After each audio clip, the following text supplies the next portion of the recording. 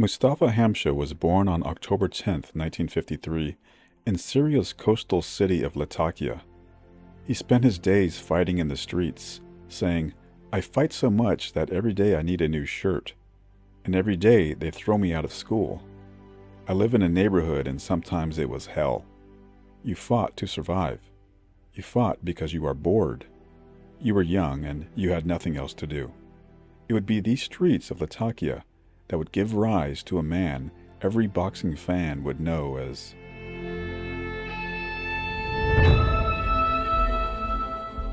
Mustafa Hamsho. Would be thrown out of school in the 5th grade, which forced him to work for his father in his grocery store.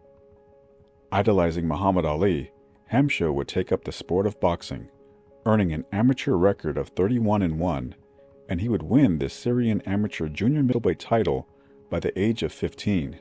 But he desperately wanted to come to the United States, as his uncle told him that it was a place where you could pick up dollars in the street. Having no money, Hamsho would get a job on a Greek cruise ship. The work was hard, but he had another ambition in mind. He would jump ship and head for the United States. He tried to jump off the cruise line 3 times, but each time he would be caught and brought back to the captain. Finally, at the age of 19, Hamsho found work on a ship that docked in New York. He went AWOL from his duties and headed straight for the Arab community in Brooklyn. Armed with only a crumpled piece of paper with the name of a distant relative scrawled on it, he sought his fortune in America. Hamsho would then work as a dishwasher at his relative's restaurant. His American dream soon turned into a nightmare, as he would work up to 15 hours a day, sweating over the kitchen sink.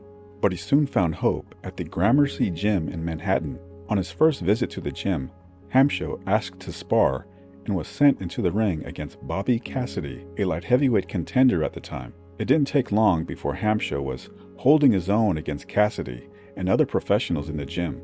While his technique was crude, everyone took notice of his determination and his toughness. Turning professional in August of 1975, Hamsho's career got off to a rocky start. He wouldn't get paid in a losing pro debut, and in his second bout, he would earn only $75 for his efforts. He would fight under different fake names such as Mike Estafire, Mike Hamsho, and Rocky Estafire, as he was still an illegal alien and wanted to pass himself off as either Greek or Italian to make himself more acceptable to the mainstream fan. Soon his efforts in the ring would catch the eye of New York manager Patty Flood, who signed him on. Hamsho said, "I noticed Patty because he was always trying to help somebody. In the beginning, he gave me hope. He kept me alive. He carried me. He saw something in me. It was my anger." I go eat in his house. I call his wife mother. I call his daughter sister, you know. We all like really family with me and him. Like father and son, or 2 brothers, or older brother. Patty Flood was known as a shrewd boxing manager who had more angles than a geometry teacher. Flood soon wanted a name opponent for the southpaw Hamsho and targeted middleweight contender Bobby Watts. Watts, however, instructed his own manager that he would never fight southpaws. Flood then had Hamsho do a photo shoot where he posed in the orthodox stance. He sent the pictures to Watts' manager, and since there was very little information on Mike Estafire or Mustafa Hamsho, Watts signed for the bout, thinking he had an easy payday.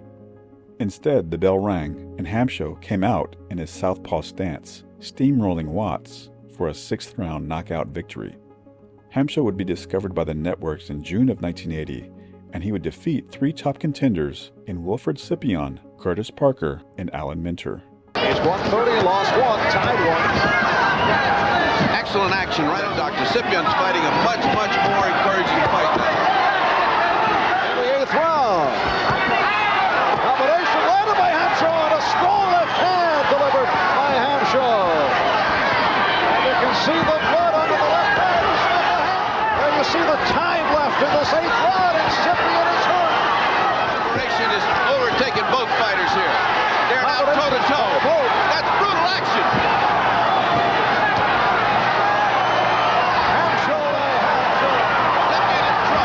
Scipion in trouble. Scipion doesn't know where he's at. He's in trouble. Here comes Hamsho. Scipion just looking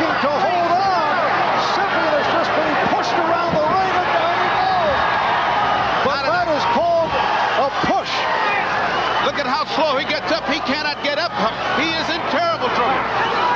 Minute left. Syrian just looking to hang on, and again he goes down and is out of the ring. This time he's thrown out. Had an incredible scene here in Clarkston, Michigan. He was actually pushed out of the ring, although Syrian was just trying to hang on to this 10th round. He was terrifically knocked out. He was in bad shape, but he went through on a push and could not get up and get back into the ring.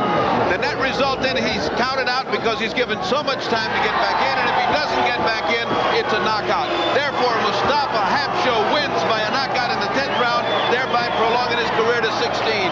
But it is a tragedy in that Syrian could not get up. He fell under the table. Started to fight much better. Right now, it's an even round. They're both working on the body. Mustafa is beginning to outbull him. Mustafa is beginning to show more power, more strength. Has him pinned against the ropes.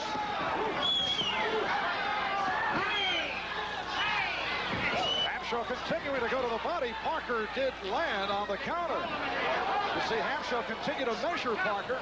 Hamsho, who warned before the fight, look out for Parker because he likes to buck.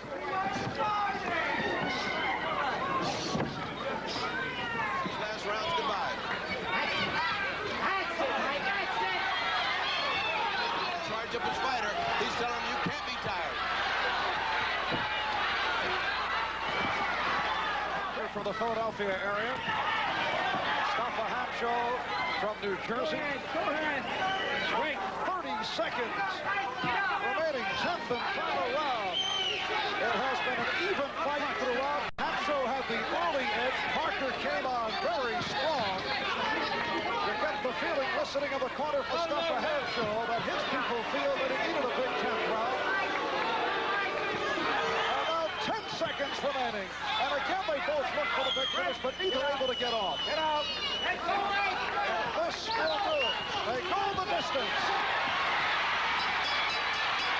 Hamsho actually was on the way down. He had the hand down on the floor to brace himself. 5 rounds, Hamsho, 4 rounds, Parker, 1 round even. The winner by unanimous decision, Mustafa Hamsho. Mustafa Hamsho by decision, a majority decision as you look at a dejected Curtis Parker. Find the range where he can get some leverage into his punches. He has 19 knockouts. Trying to check just where that cut is, and that punch, the left hand landed on the cut on the ear, and Hamsho now doubling up on the hooks, and he has Mentor in trouble. Mentor is flustered. Hurt in trouble in the 5th round, whereas Mentor on the right has a cut in his right ear. He too has been staggered.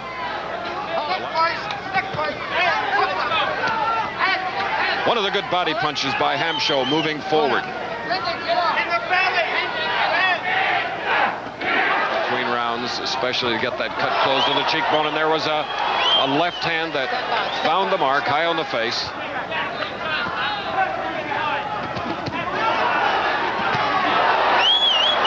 Right on the ear, another one on the ear, a good right hand on the side of the face, and now Mentor is in trouble and hanging on.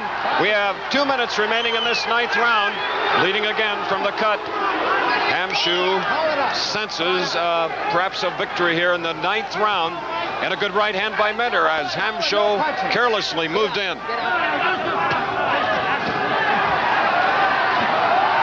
Doubling up with those hooks. Okay, there you have it, ladies and gentlemen. Minter would later state that Hamsho was the strongest fighter he had ever been in the ring with, including Marvin Hagler. The victories catapulted Hamsho's status in the division, and he was the #1 contender in 1981. Only problem was that the champion was named Marvelous Marvin Hagler. Stepping into the ring against the middleweight champion, Hamsho showed no fear, but Hagler was at his sharpshooting best. His jabs and crosses split open Hamsho's face, and the fight was stopped in the 11th round. Hamsho would need a total of 50 stitches to close all of his cuts. Still, boxing experts raved about his determination. Steve Farhood said, "In all of my years covering boxing, I don't know that I've ever seen a tougher fighter than Mustafa. The punches he took during his title fight with a pretty good middleweight named Marvin Hagler were brutal, but Hamsho kept attacking. Sports Illustrated's Pat Putnam wrote, "It looked as though Hamsho would run out of blood before he ran out of heart." 5 months later, Hamsho would once again take on nemesis Curtis Parker and win another decision.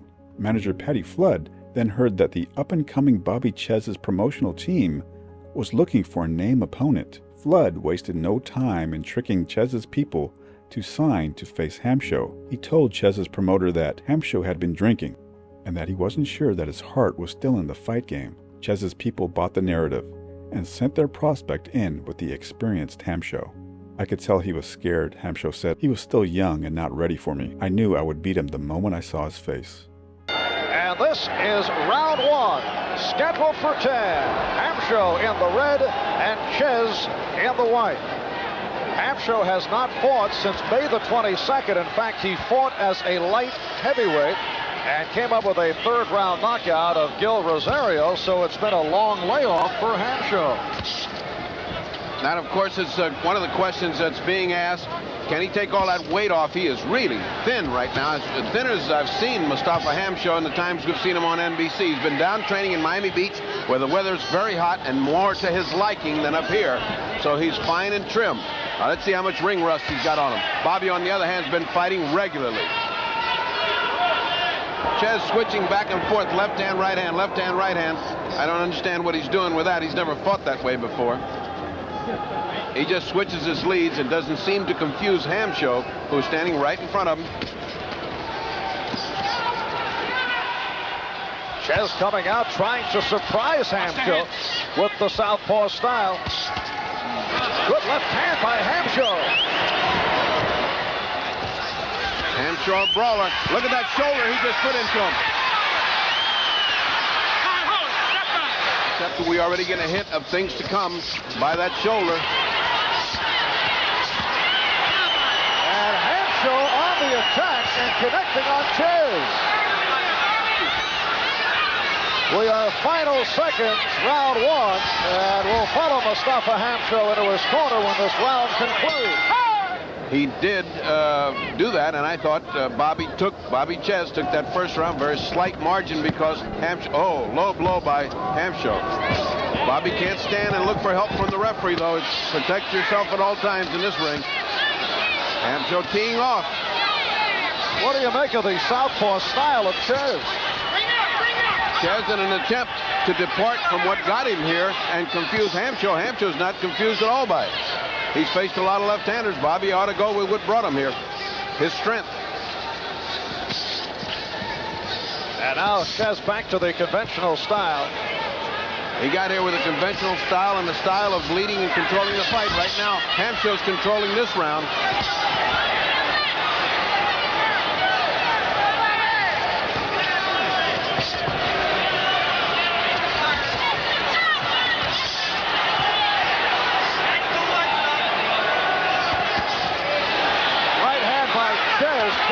The reaction from the crowd. Unofficially, I got Hamsho ahead 2-1. I think Hamsho's doing the aggressive part of the fighting, and he's been landing in the latter part of each round. Bobby seems curiously inactive. I hate to use the word frozen, but that's exactly what he looks like. Chez getting pounded by the combination of Hamsho. Again, Hazard doesn't like the linebacker technique of Mustafa Hamsho. Curious inactivity by Bobby, who's got to be punching. You're wondering if this big fight is too big for him at this stage of his career. It is all Mustafa Hamsho, and it has nothing to do with the mauling, brawling style. He's getting in with clean shots on Chez. Bobby's not fighting. He's not punching in return, and Mustafa will eat you up if you don't punch back.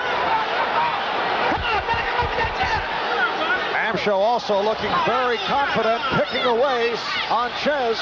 As well he should. I don't think he's landed this many clean shots on anybody in years. Good right hand by Hamsho in the red trunks. Chez in the white. Hamsho able to land hooks and putting a lot of authority and power with that left hook. Good right hand. He tackled Chez. Chez continues to get hit.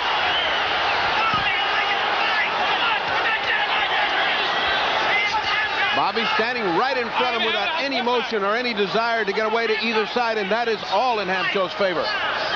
We've passed the halfway mark. Round 4. Bobby Chez opening southpaw style, then switching to conventional, looking to bother Hamsho. It had no effect at all. Hamsho very patiently getting to Chez through rounds 2 and 3, and well in front here in round 4. If Bobby doesn't keep those gloves up, that left hook is going to keep cutting off the right side of his face. And Mustafa's devastating weapon is that left hook. He's almost owns the right side of Bobby's face. Doubling up on the right.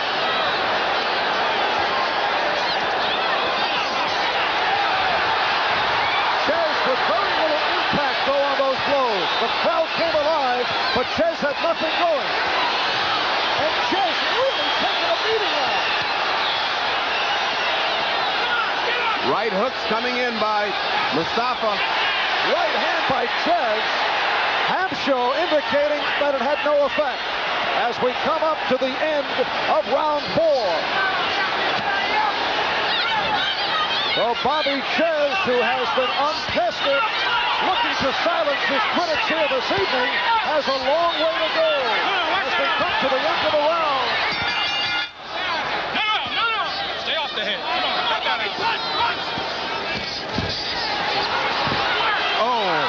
Bobby working with his head almost as fast. He gets a warning now. Hazard trying to keep control of this fight. I'm telling you both, said Larry Hazard. Stop with the head.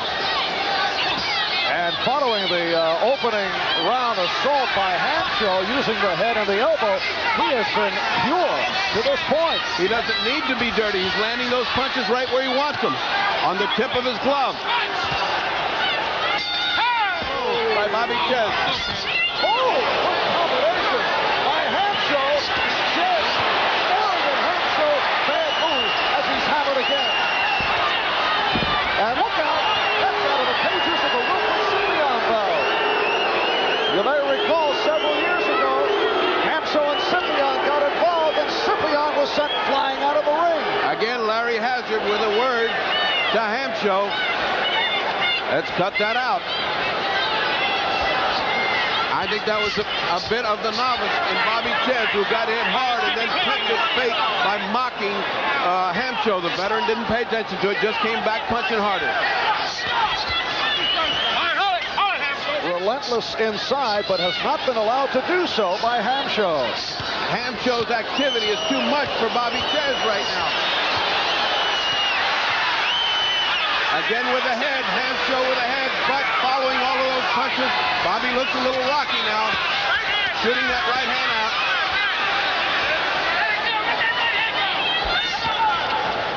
Bobby's not up, he's not electric, he doesn't have that tension and that fight that he usually has. In short, I am describing a fighter who is frozen. That is Bobby Chez Sr., who came leaping out of his seats a moment ago, screaming, stay convinced. And Chez with the rally. Bobby Chez finally came out of his shell and tried to fight with him, and that's what he's got to do. He's got to fight with Hamsho, because if not, Hamsho's just taking a ride. Cleanly.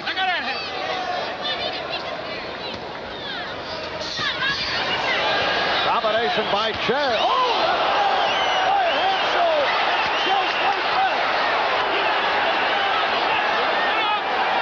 May have been Chez's most effective punch of the evening. He stunned Hamsho after taking the hard shot. And another good left hand by Hamsho. It may have been his best punches. He took the best and he gave the best.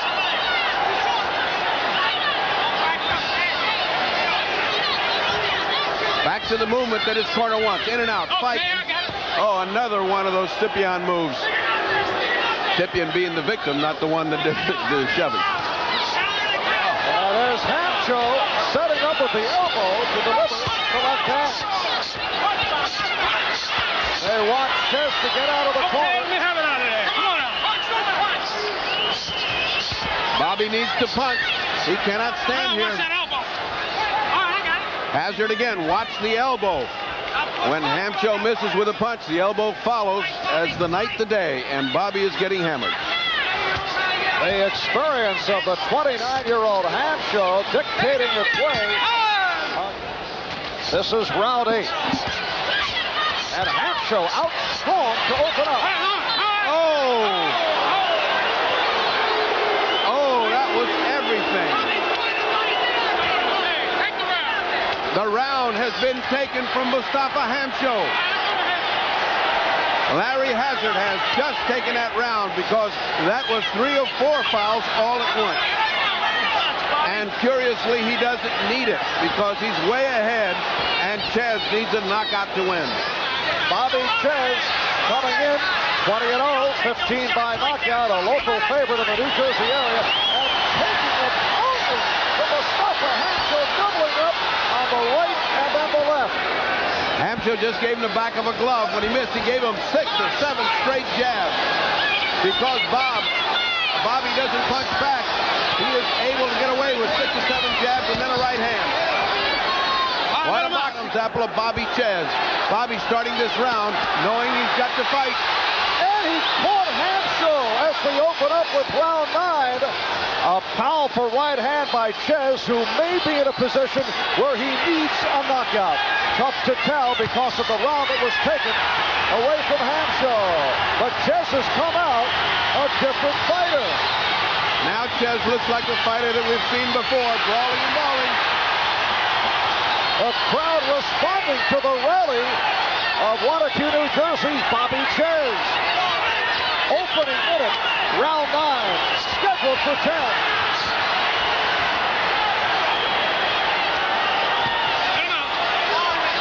Bobby Chez Sr. in one of his more quiet moments. A minute gone by. 9th round. Watch the elbow, says Larry Hazard, this time to Bobby Chez. Still, he may still be in it because of that round that was taken away, but here comes Hamsho. Excellent combination by Mustafa Hamsho. Mustafa is fighting a fairly flawless fight. Mustafa Hamsho, who is ranked 3rd by Ring Magazine, donor scorecard, coming out for the 10th and final round. It appears that Bobby Chez needs a knockout. And I think his corner echoed those sentiments, said you need a knockdown or a knockout. Bobby, curiously enough, is now up on his toes, a position he should have had through the first 5 rounds of this fight. In October of '81, so Hamsho very difficult to knock down, but Chez delivering here in this final round. But he got caught twice and stopped him right in his track. Right in the middle of a beautiful combination, he got hammered.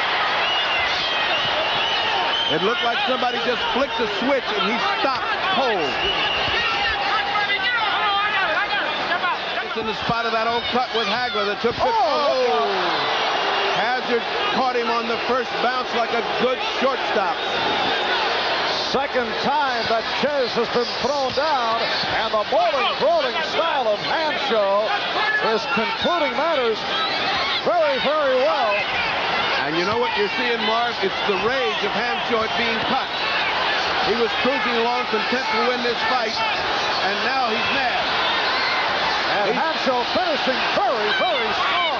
He is fighting like a street fighter now. He is so mad at being cut, and I cannot blame him. So we come final seconds, 10th and final round. And on our scorecard, it appears no question about it. A victory for Mustafa Hamsho. Bout that ends with a low blow.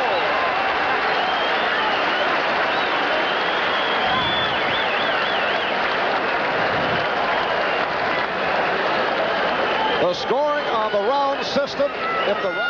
Ladies and gentlemen, on this great Murat Muhammad Incorporated and Main Events Promotions, we have a unanimous decision. And the scoring as follows. Judge Harold Litterman scoring at 7-3. Judge Tommy Kazmarek scoring at 7-1. And referee Larry Hazard scores at 5-4-1. And the winner, Mustafa Hamsho.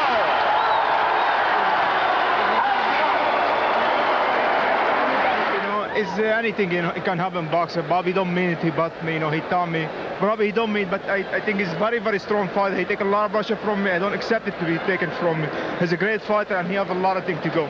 Were you hurt by the punches that he hit you with in counter punching? No. I have, thank God, thank Allah, and I have a lot of strong chain, And this fight, I give it to Al-Surdo because he's the guy he's in the beginning who bring me up. I want to thank God. And thank Patty Flood and everybody at the Miami Fifth Street Gym where you train. And the Sunshine. I want to thank to my friend. All right, while we're talking about this, let me ask you one quick question. This young man was 20-0. Do you think he had the experience to get in with you today? I know. I don't think he have a heart to go with me, but he proved it today.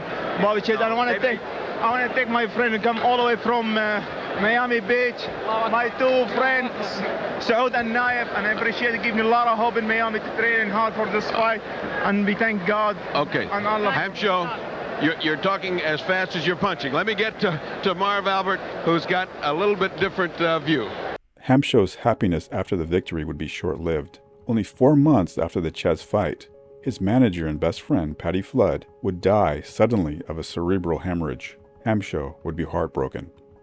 When I first get the call about him, I can't believe it, because I think a couple hours before I was talking to him. We laugh, we make fun about Larry Holm. He supposed, when he fought the Italian guy, and Flood, he makes jokes about everything. So I wasn't in my house, and his wife, she called me, my legs give up, and I go to the hospital. I don't want to remember the way I saw him. Al-Surdo would then take over the managerial reins, also doubling as Hamsho's trainer. In July of 1983, Hamsho would take on the legendary Wilfred Benitez. Coming in as a 7-1 underdog, Hamsho would dedicate the fight to the memory of Patty Flood. Surdo, meanwhile, did his best to downplay the ability of Benitez. "They're giving us $250,000 for fighting a bum, a myth," Surdo said to Hamsho. "You can forget about those 3 titles, about him being a superstar. That's all media hype. He fought only 2 good fighters, Sugar Ray Leonard and Hearns, and he lost to both. He beat Carlos Palomino, but I think Palomino took the day off. It's going to be a piece of cake." Leaving nothing to chance, Surdo would bring in Al Silvani, a 73-year-old veteran cutman, to help in Hamsho's corner. "Ignore Benitez's head," Silvani said to Hamsho. "His head feints will drive you crazy. All I want you to hit is anywhere between his collarbones and his belt buckle.